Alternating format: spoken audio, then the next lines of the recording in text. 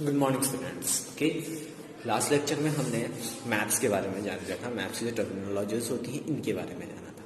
Okay, आज हम globe के बारे में पढ़ेंगे, the mini earth. Okay, basically globe जो है हमारे थ्री डायमेंशनल मॉडल है हमारे अर्थ का ही। ओके, जैसे कि अभी आपको ये okay, so basically this is a globe. Okay, ये अर्थ है थ्री डायमेंशनल प्रेजेंटेशन। ओके, अब आपको इस ग्लोब में आपको दिख रही है जो ब्लू कलर की जो है ये वाटर बॉडीज है which are known as oceans, और ये जो आपको अलग अलग में दिख रहे हैं यहाँ पर स्ट्रक्चर्स, लैंड स्ट्रक्चर्स, ये है कॉन्टिनेंट्स। तो बेसिकली हम इस चैप्टर में या इस जो सेक्शन में हम ओके पहले हम ग्लोब्स के बारे में जानेंगे, फिर उसके बाद हम जानेंगे कि what are continents and what are oceans. Okay, जैसे कि आपको प्रोजेक्टर में जो इमेज दिख रही है, so जो ये वाटर बॉडीज आपको दिख रही है, these are known as oceans. Okay, basically we have 5 oceans: Pacific Ocean, Indian Ocean, Antarctic Ocean, Atlantic Ocean and Arctic Oceans. Okay, same वैसे ही हमारे पास 7 continents हैं. Okay, अगर हम स्टार्ट करेंगे जहाँ पर हम डिसाइड करते हैं जिस कॉन्टिनेंट में हम रहते हैं वो है Asian continents, Europe, Africa, north America, south America, Antarctica and Australia. अब इन्हें कॉन्टिनेंट्स कहा जाता है बिकॉज ये बहुत बड़े लैंड मास स्ट्रक्चर है जिनको कि किसी ओशियंस की वजह से ये सेपरेटेड है। जितने भी आपको अभी कॉन्टिनेंट्स दिख रहे हैं वो किसी ना किसी ओशियन से सेपरेटेड है। The north America and the south America is separated by Atlantic ocean and Pacific ocean. Okay, सारे जो ओशंस है सिवाय एशिया एंड यूरोप, ये जो ये केवल ये ऐसा कॉन्टिनेंट है जो कि दो पहाड़ों की वजह यूरल माउंटेन्स नाम के पहाड़ है जिसकी वजह से यूरोप और एशिया सेपरेटेड। ओके, तो आइए हम स्टार्ट करते हैं। The earth is sphere which is slightly flat at the top and at the bottom. अब अर्थ का जो एक्चुअल स्ट्रक्चर है, आपने ग्लोब देखा तो आपने देखा नीचे की तरफ भी राउंड टाइप स्ट्रक्चर है एंड ऊपर भी राउंड स्ट्रक्चर है, बट लेकिन इन रियलिटी नीचे और ऊपर दोनों से ये फ्लैट है। ओके, केवल नीचे और ऊपर से, और द मिडिल पोर्शन तो वो बिल्कुल कर्व शेप है, circular form. The earth can be represented as the world map on a flat surface. और अभी जो आपने जो मैप देखा है ये पूरे हमारे वर्ल्ड का, हमारे पूरे विश्व का ये मैप है। ओके, इसको रिप्रेजेंटेशन किया गया फ्लैट सरफेस पे। Okay, the large and the continuous land mass on the earth are called continents. और ये जो लार्ज मासेस ऑफ लैंड है जो कि सेपरेटेड नहीं है, जहां से कोई सेपरेशन दिखता है तो उसको हम अलग कॉन्टिनेंट के नाम से जानते हैं। ये जैसे लार्ज मास ऑफ जो लैंड मास है इन्हीं को हम कॉन्टिनेंट्स के नाम से जानते हैं। The world is divided into 7 continents, namely North America, South America, Europe, Asia, Africa, Australia, and Antarctica. Most of these continents are separated by huge water bodies called ocean.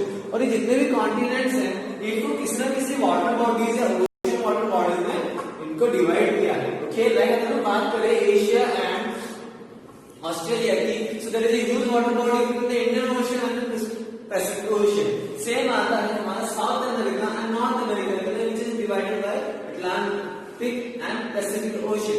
सो जितने भी कॉन्टिनेंट्स है इनको जो वाटर बॉडीज डिवाइड कर रही हैं इनको हम ओशियंस के नाम से जानते हैं। So there are basically 5 oceans named as Pacific ocean, Atlantic and Indian ocean, Arctic ocean and Antarctic ocean. Okay, अब जैसे ही मैंने क्लास स्टार्ट हुई थी तो मैंने आपको ग्लोब दिखाया था। ओके, ग्लोब इज स्फीयर जैसा मॉडल है हमारे अर्थ का। ओके, जो कि इसमें दिखाता है हमें वेरियस लोकेशंस, कॉन्टिनेंट्स के बारे में इंफॉर्मेशन देता है, ओशियंस के बारे में इंफॉर्मेशन देता है, और अगर इसमें गौर से देखोगे इसमें हमें कंट्रीज के बारे में भी इंफॉर्मेशन देता है। ओके, इसमें हर जगह के नाम, लाइक जैसे ये वाला जो पोर्शन आपको दिख रहा है जहां पे हमें इंडिया का मैप दिख रहा है, जहां पे लिखा हुआ है भारत इंडिया, तो हमें इसमें ओशियंस, कंट्रीज, कॉन्टिनेंट्स, इनके बारे में इस 3 डायमेंशनल जो मॉडल है अर्थ का उससे हमें इंफॉर्मेशन मिलती है। ओके, अब इस ग्लोब को हम रोटेट भी कर सकते हैं बिकॉज इसी तरीके से हमारा अर्थ भी रोटेट होता है। Okay, about its own axis. Okay, the either of the 2 points opposite. Okay, ये जो 2 पॉइंट है ना, दोनों ही एक दूसरे से बिल्कुल अपोजिट है, एक यहाँ पर इसके टॉप पर, एक इसके बॉटम में। Okay, the arrow the 2 points of ends of the line on इस अर्थ टर्न्स ना, जिस पॉइंट पे से अर्थ जो है मूव कर पा रहा है, उनको हम पोल्स के नाम से जानते हैं। ओके, सो बेसिकली जो ये वाला जो टॉप वाला जो पोर्शन है उसको हम नॉर्थ पोल के नाम से जानते हैं, एंड जो नीचे वाला जो पोर्शन है उसको हम साउथ पोल के नाम से जानते हैं। Okay, and most of the cartographers believe that कि जो नॉर्थ जो डायरेक्शन होती है वो प्रेफरेंस जो होती है नॉर्थ डायरेक्शन को ऊपर इन द टॉप डायरेक्शन देते हैं और नीचे वाले को हम साउथ डायरेक्शन में देते हैं। इस वजह से इसको north pole and south pole कहा जाता है। Okay,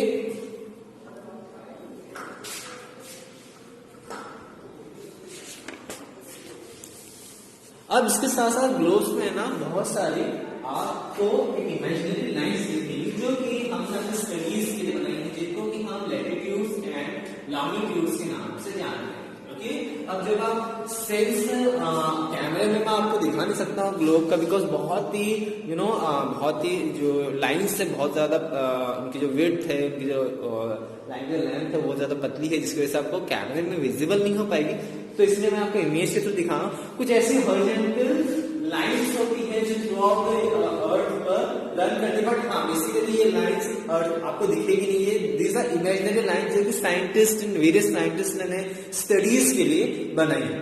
okay, this imaginary lines runs horizontally on the earth which are known as latitudes, और इनके अलावा एक और टाइप्स की लाइन है which are known as longitudes जो कि वर्टिकली रन करती है। Okay, these are the lines which are vertically run करती है। ओके, अब लैटिट्यूड्स और लॉन्गिट्यूड्स में डिफरेंस है, डिफरेंस आपको दिखेगा।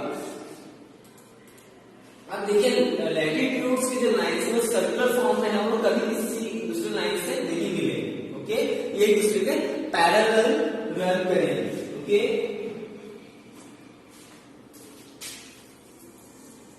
मतलब ये पैरेलल रन करेगी, ये किसी से कोइंसाइड नहीं करेगी।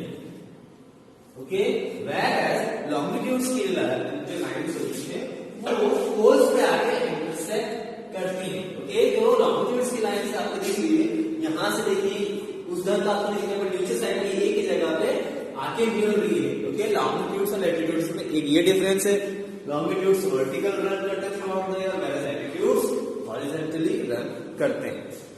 ओके, अब एक लैटिट्यूड जो होता है जिसको हम 0 डिग्री लैटिट्यूड कहते हैं या फिर ग्रेट सर्कल लैटिट्यूड कहते हैं, जो कि हमारे अर्थ को 2 इक्वल हिस्सों में डिवाइड करता है। ओके, जब ये लैटिट्यूड क्रॉस होते हैं तो एक ऐसा टाइम आता है जब ये लैटिट्यूड अर्थ को 2 इक्वल पार्ट्स में डिवाइड करते हैं, तो उस लैटिट्यूड का नाम जो होता है, सपोज करो यहाँ पर है, उसको हम 0 डिग्री के तौर पर मानते हैं। ओके, 0 डिग्री लैटिट्यूड या फिर ग्रेट सर्कल के नाम से जानते हैं या फिर इक्वेटर के नाम से जानते हैं। जिसको वाइडली सब जानते हैं उसको इक्वेटर नाम से जानते हैं, जो कि हमारे अर्थ को 2 इक्वल हिस्सों में डिवाइड करता है। एज वेल एज इसकी खासियत है कि सबसे लंबा या लॉन्गेस्ट लैटिट्यूड है अर्थ का। ओके, अब जब ये 2 हिस्सों में डिवाइड करता है, इस वजह से इसको ग्रेट सर्कल के नाम से जाना जाता है। एज वेल एज ये हमारे अर्थ को 2 अलग हिस्सों में बांट देता है। एक स्फीयर जो होता है उसको आप आधा कर देते हो, मैथ्स में आपने पढ़ा है, जब स्फीयर को आप हाफली कट कर देते हो हम उसको हेमिस्फीयर के नाम से जानते हैं। ओके, सेम यही चीज है, जैसे ही हम इमेजिनरी लाइन से देखते हैं कि इक्वेटर जो है अर्थ को 2 इक्वल पार्ट्स में डिवाइड कर रहा है, तो जो ऊपर वाला पोर्शन है जहां पर नॉर्थ पोल है उस पूरे एंटायर पोर्शन को हम नॉर्दर्न हेमिस्फीयर के नाम से जानते हैं। वेयरएज इस इक्वेटर के जो नीचे वाला पोर्शन है जो कि साउथ पोल से लेके इक्वेटर तक जो रीजन है उसको हम सदर्न हेमिस्फीयर के नाम से जानते हैं। ओके,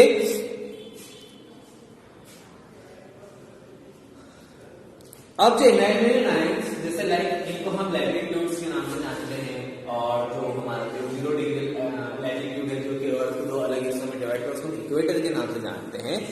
ठीक वैसे ही हम जो लॉन्गिट्यूड्स होते हैं उनके भी अलग नाम होते हैं। ओके, जिनको कि हम मेरिडियंस कहते हैं। ओके, और वो इमेजिनरी लाइन जो कि अर्थ को वर्टिकली 2 हिस्सों में डिवाइड करती है। ओके, इक्वेटर हॉरिजॉन्टली 2 हिस्सों में डिवाइड करता है, और ऐसी जो इमेजिनरी लॉन्गिट्यूड जो कि अर्थ को वर्टिकली 2 हिस्सों में डिवाइड करता है उसको हम हम बोलते हैं प्राइम मेरिडियन, जो कि ये जो इमेजिनरी लाइन है कहाँ से पास होती है, ग्रीनिच लंदन से, और यहीं से हमारा जितने भी वर्ल्ड का जो टाइम है यहीं से सेट होता है। और आप कभी मोबाइल की सेटिंग में आप देखते हो और उसमें आप कभी डेट एंड टाइम आप कभी सेट करते हो तो उसमें जीएमटी दिखता है +5:30 जीएमटी, जो कि ये टाइम लिया गया है मतलब कि हम ग्रीनिच से 5 घंटा आगे हैं, प्लस मतलब आगे हैं, मीन्स हम ग्रीनिच यानी लंदन के समय से 5.5 घंटे आगे हैं। तो जो ग्रीनिच जो है वहां से हम पूरे जो विश्व का जो टाइम है वहां से सेट होता है। ओके, बिकॉज कहीं ना कहीं ये प्राइम मेरिडियन जो है अर्थ को 2 हिस्सों में डिवाइड करता है, और जो हमारे जियोलॉजिस्ट थे इसी को इन्होंने स्टैंडर्ड मेरिडियन माना, जिसको प्राइम मेरिडियन कहते हैं, और इसी से दुनिया के सारे टाइम सेट किए जाते हैं। अब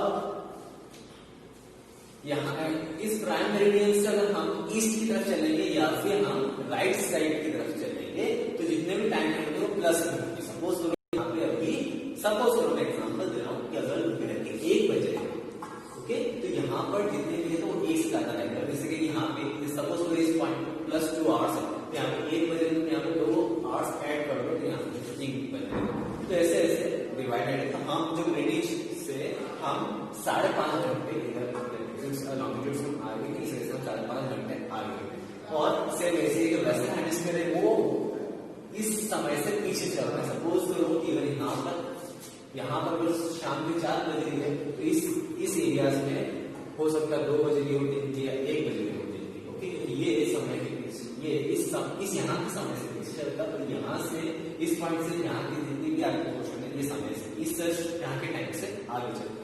ओके, या हायर क्लासेस में क्लास 6 में एक पूरा चैप्टर है जिसमें बेसिक नॉलेज दी गई है कि कैसे हम टाइम को मेजर करते हैं डिपेंडिंग ऑन द वेरियस जो मेरिडियंस या लॉन्गिट्यूड्स जो रन करते हैं। ओके, अब जब इनको लॉन्गिट्यूड्स और लैटिट्यूड्स को हम मिला देते हैं,